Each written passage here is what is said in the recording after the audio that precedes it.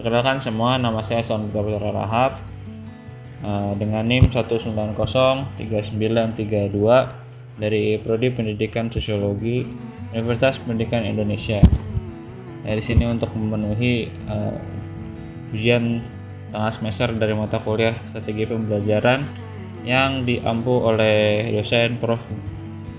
Dasim.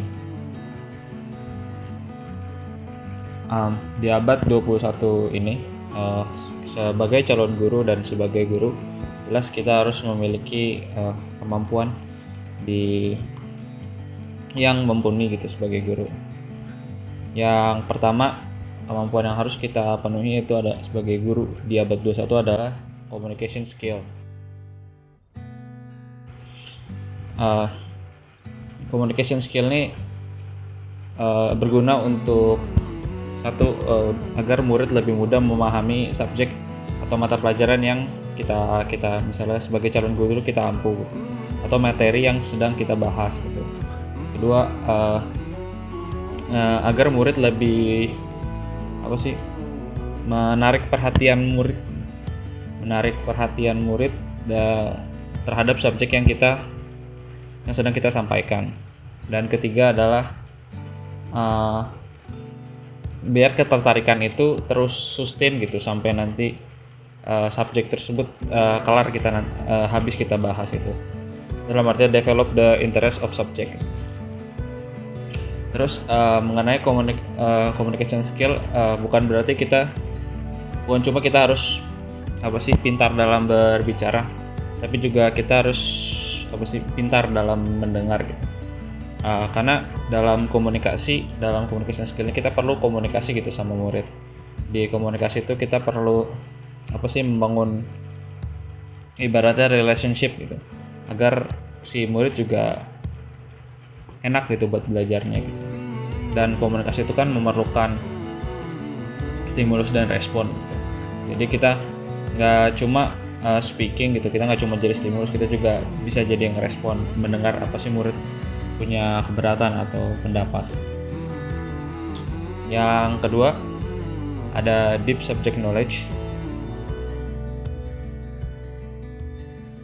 Ini jelas ya, sebagai guru jelas kita harus memahami materi atau subjek yang kita sedang sampaikan kepada murid gitu, agar semakin baik kita menyampaikannya gitu. Dalam artian kalau kita sebagai calon guru atau guru gitu memahami subjek atau mata pelajaran kita yang kita kuasai itu dengan sangat baik, akan semakin mudah dan semakin gampang kita meringkasnya agar si murid juga mengerti gitu kita ngomong apa atau kita nyampein apa gitu. Jadi sebagai guru kita juga mesti ibaratnya passionate terhadap subjek yang kita geluti atau kita dalami. Yang ketiga ada creativity and imagination.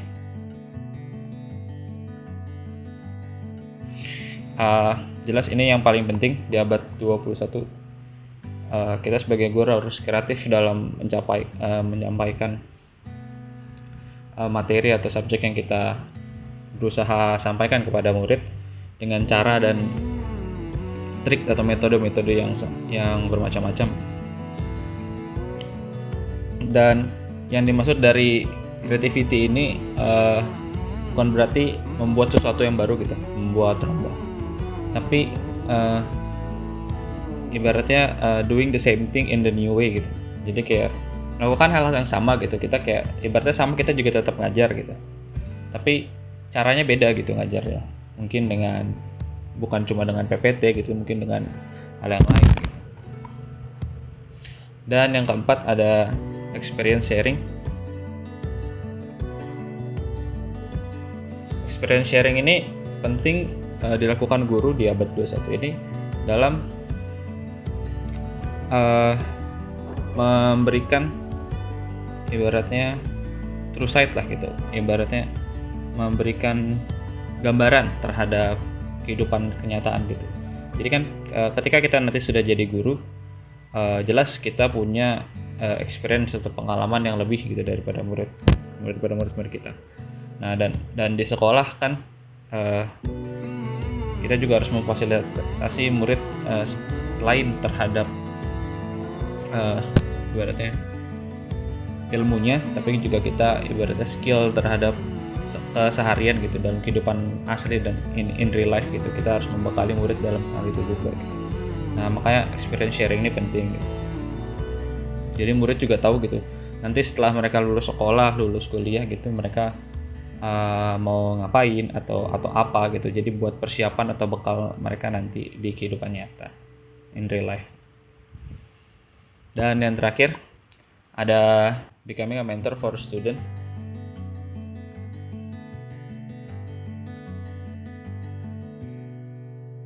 Itu artinya kita harus mengubah peran kita yang tadinya ibaratnya teacher center, atau kita kerjanya di depan tuh lecturing doang, kayak ngajar aja gitu, ceramah, menjadi mentor, jadi kayak guideline gitu. Jadi kita jadi nge-guide murid, mengarahkan mereka gitu. Jadi mereka yang aktif, ya kita tinggal nge-guide aja gitu. Mereka jadi kayak aktifnya terarah gitu, sebagai becoming a mentor for student. Dan dari kelima kemampuan yang harus dimiliki guru di abad 21 tadi,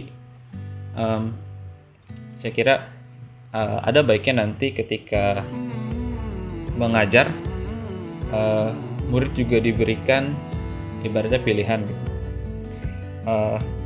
Di abad 21 sekarang sudah berbeda gitu, mereka punya mentalitas anak-anak zaman milenial sekarang. Mereka lebih suka dihadapi dengan pilihan. Contoh misalnya dalam hal mengajar, kita libatkan pilihan terhadap murid gitu. Misalnya kita mengajar subjek, contoh kita ngajar biologi. Maksudnya saya pilihan dari mengajar itu adalah kita beri pilihan gitu pada murid. Murid mau belajarnya yang based on video atau based on lecturing, kita ceramah, atau dengan games, board games, atau dengan misalnya penelitian aja gitu. Misalnya satu subjek kita biologi, mengenal hewan-hewan gitu,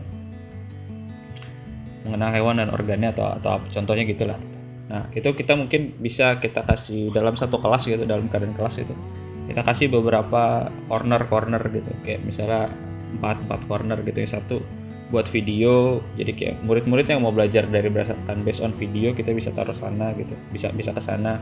Dan murid-murid yang corner satunya lagi based on board games gitu, misalnya tentang pendalaman subjek yang sama gitu. Jadi murid-murid yang mau belajar dari board games bisa ke sana gitu. Satu dari penelitian, murid-murid yang mau belajar dari based on meneliti langsung, melihat langsung gitu, bisa ke sana. Yang terakhir mungkin bisa lecturing, atau murid-murid yang mau diajar langsung, atau mungkin bukan lecturing, diskusi gitu. Murid-murid yang mau diskusi, nanti kita kasih studi kasusnya, mereka diskusi, jadi mereka belajar dari diskusi tersebut gitu, memperoleh informasi dari diskusi tersebut. Dan kita sebagai guru ya meng-guide aja gitu, meng-guide mereka gitu. Saya rasa itu aplikasi yang sangat baik ya buat nanti di abad saya sebagai calon guru sosiologi nanti, buat mengajar para murid-murid gitu, dengan memberikan murid-murid itu pilihan.